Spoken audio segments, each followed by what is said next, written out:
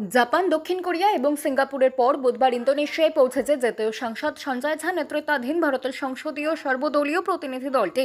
এই দলের অন্যতম সদস্য তৃণমূল সাংসদ অভিষেক বন্দ্যোপাধ্যায় এদিন ইন্দোনেশিয়ায় পৌঁছে জাকার্তায় উচ্চপদস্থ আধিকারিকদের সঙ্গে দফায় দফায় বৈঠকে বসেছিলেন অভিষেকরা। ইন্দোনেশিয়া ভারত সংসদীয় মৈত্রী গোষ্ঠীর চেয়ারম্যান মোহাম্মদ রফিকি এবং আন্তঃসংসদীয় সহযোগিতা কমিটির ভাইস চেয়ারপারসন মোহাম্মদ হুসেইন ফাদলুল্লাহর সঙ্গে গঠনমূলক আলোচনায় অংশগ্রহণ করেন তারা। এই বৈঠক উভয় দেশের মধ্যে কৌশলগত সহযোগিতা বৃদ্ধি এবং বিশ্বমঞ্চে সন্ত্রাসবাদের হুমকির বিরুদ্ধে অভিন্ন প্রতিজ্ঞা রক্ষার অঙ্গীকারকে জোরালো করল। পাশাপাশি ইন্দোনেশিয়ার বিদেশ মন্ত্রকের ভাইস মিনিস্টার আরিফ হাওয়াজ ওয়েগ্রোসেনোর সঙ্গেও এদিন সাক্ষাৎ করেন অভিষেকরা। এই আলোচনায় সাম্প্রতিক পেহেলগামে সন্ত্রাসী হামলার প্রসঙ্গ বিশেষভাবে উঠে আসে এবং উভয় পক্ষই শান্তি রক্ষা এবং বিশ্বমঞ্চে সন্ত্রাসবাদের বিরুদ্ধে ঐক্যবদ্ধ লড়াই চালিয়ে যাবার অঙ্গীকারকেই পুনর্ব্যক্ত করেছেন।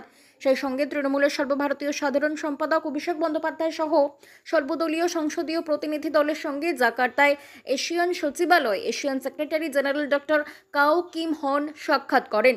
মঙ্গলবার সিঙ্গাপুর সফরের শেষে দৃপ্ত কণ্ঠে পাকিস্তানের সন্ত্রাসবাদের মুখোশ খুলেছিলেন সাংসদ অভিষেক।